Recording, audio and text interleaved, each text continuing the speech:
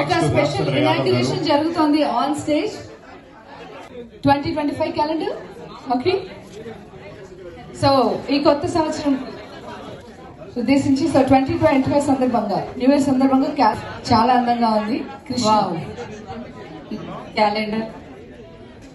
రక్షతి రక్షిత అంటూ ఈ క్యాలెండర్ ని ఆవిష్కరించారు.